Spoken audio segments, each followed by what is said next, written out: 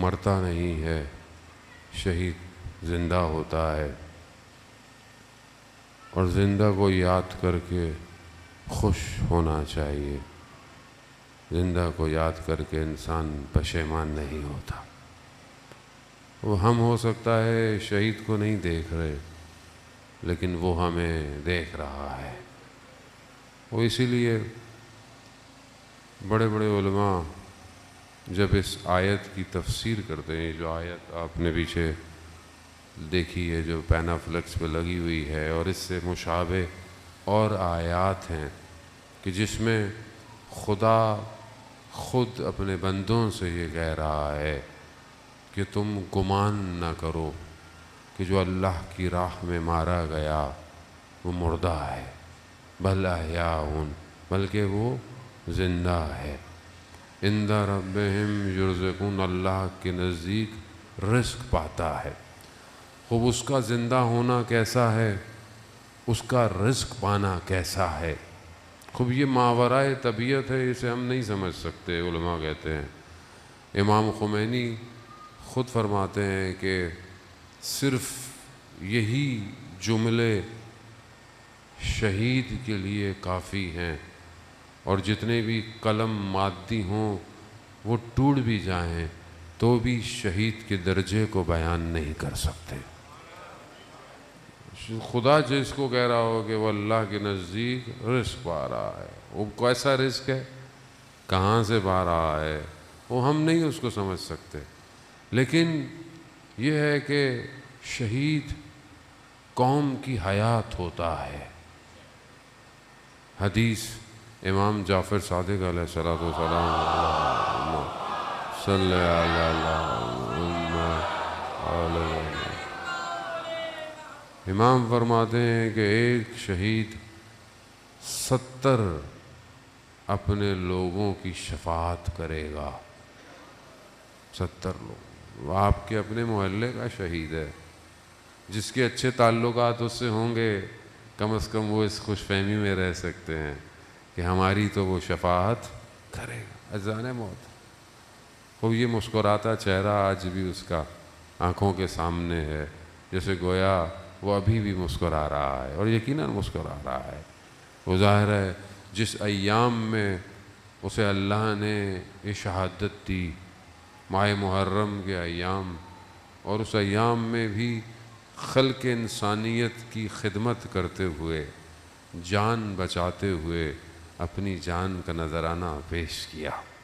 وہ یہ آسان نہیں ہے، وہ ہے کیونکہ شہید کی مجلس ہے۔ بہرحال میں بھی یہی چاہوں گا کہ میں شہید سے باہر نہ جاؤں، شہید پہ ہی جاؤں، تاکہ خدا ہمیں بھی شہادت نصیب کرے۔ خوب یہ وہ درجہ ہے جسے اولیاء نے مانگا ہے۔ ہر کوئی یہ چاہتا ہے کہ اسے شہادت شہود سے ہے، یعنی خوب شاہد یعنی گواہ۔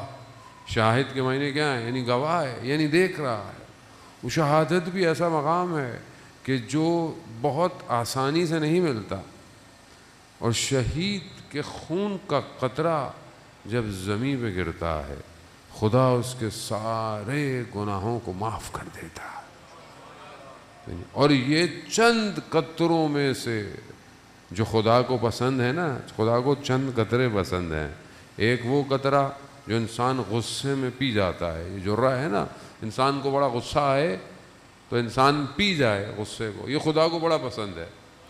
ایک وہ جو رات کی تاریکی میں خوف خدا سے آنکھوں سے نکلے، یہ قطرہ خدا کو بڑا پسند ہے۔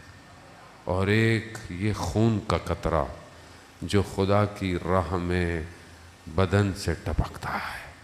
اور جان محترم، بہرحال اس سے بہتر اور انسان کی زندگی میں آپشن نہیں ہو سکتا، لیکن شہید ایسے نہیں ملتا۔